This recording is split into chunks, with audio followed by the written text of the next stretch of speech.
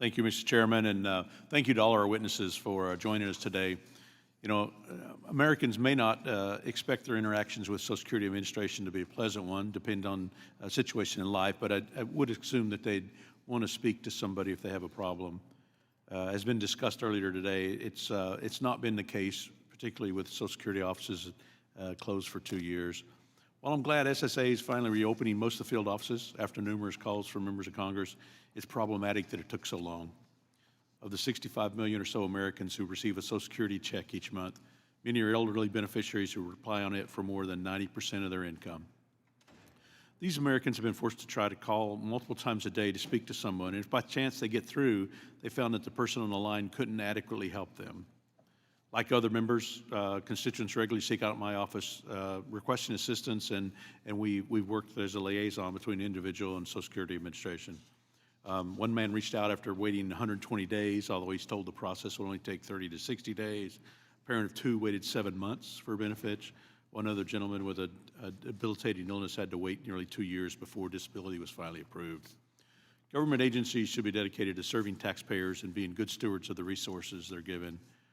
While we talk about strengthening SSA's customer service, I hope we can address why SSA failed to provide basic customer service for so long, as well as why many across the country are still struggling to even get the basic access to some of those basic services.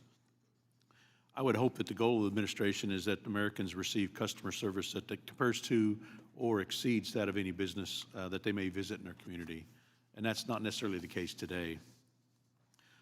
Ms. Kim, in Ms. Murphy's testimony, she mentioned that SSA's managers were having difficulties balancing the needs of the public with current telework policies. In an April 28th response to a letter that the GOP members of this subcommittee sent to Acting Commissioner Kishikawa, Mr. Chairman, I'd like to submit both letters for the record. Without objection, so ordered. The SSA stated that it will evaluate telework effects on service delivery by measuring and monitoring several areas, including customer satisfaction, service availability, workload management, employee experience, stewardship, and environmental considerations to inform future changes.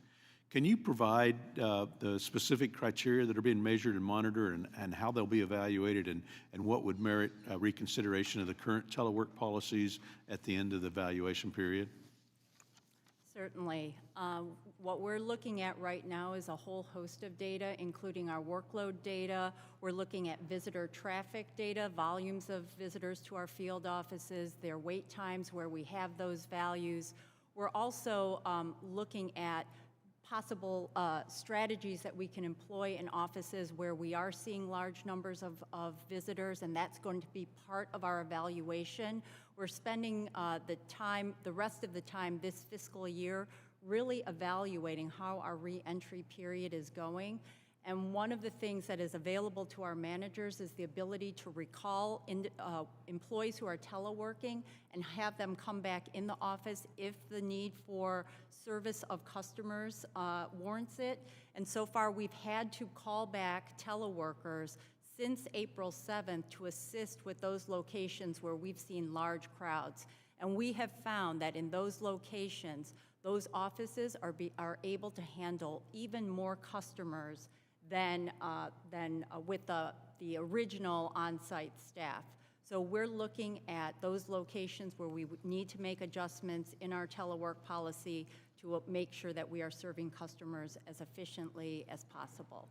Well, that's good, because I mean, experience over time is that telework isn't quite as efficient. As you said earlier, that 50 or 60% of the offices are fully staffed, or 50 or 60% of the employees are back. I'd like to see as that policy or that trial period runs through, that if there's a need, we need to get more people back in the office to be more productive to get the work done. So thank you. Ms. Murphy, I've got a brief amount of time. In the testimony, you mentioned some difficulties that SSA's had in hiring and training and retaining good quality candidates.